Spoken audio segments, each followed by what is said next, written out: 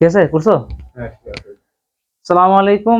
আজকে আমি তোমাদের ফিজিক্সের গতি চ্যাপ্টারটা শুরু করবো ইনশাল্লাহ।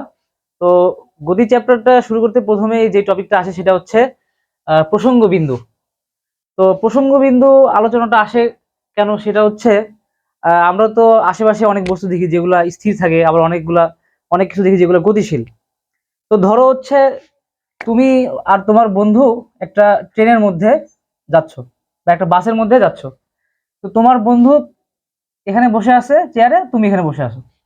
এখন যদি আমি শুধু বাসের ভিতরের কথা চিন্তা করি, তাহলে কি দেখা যায়? দেখা যাচ্ছে যে তোমার বন্ধু, তুমি ধরো হচ্ছে এ, তোমার বন্ধু হচ্ছে বি।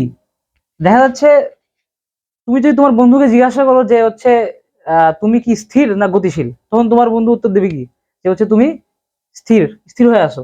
আবার তোমার বন্ধু বন্ধু তুমি যদি তোমার বন্ধু যদি তোমাকে জিজ্ঞেস করে যে সে কি অবস্থায় আছে, তুমি বলবা যে স্থির অবস্থায় আছে।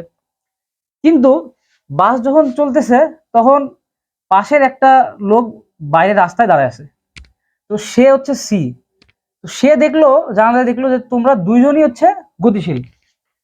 তোমরা হচ্ছে এই সি লোকটার সাপেক্ষে তোমরা দুইজনই হচ্ছে গতিশীল। তো কিন্তু এখানে কেস হয়ে গেল দুইটা। তোমাদের সাপেক্ষে তোমরা একে অপরে হচ্ছে স্থির স্থির হয়ে আসো, আর সি এর সাপেক্ষে তোমরা হচ্ছে কি গতিশীল হয়ে আসো। তো এই জিনিসটা আসলে নির্ভর করে হচ্ছে আমরা কোনটা সাপেক্ষে আসলে আমরা বিবেচনা করতেছি যে এটা আসলে বস্তুটা আসলে স্থির না গতিশীল। তো এই যে আমরা যখন বাইরের এই মানে সি লোকটার সাপেক্ষে চিন্তা করতেছি, তখন আমাদের এই যে যেই সাপেক্ষে চিন্তা করছি সি এর, এটা হচ্ছে প্রসঙ্গ বিন্দু একটা। মানে সি এ পয়েন্টে যে প্রসঙ্গ বিন্দুটা আছে, সেটার সাপেক্ষে তোমরা দুজন হচ্ছে গতিশীল। কিন্তু যখন আমি প্রসঙ্গ বিন্দু ধরবো হচ্ছে এ কে, তখন এই এর সাপেক্ষে বি হচ্ছে স্থির হয়ে আছে।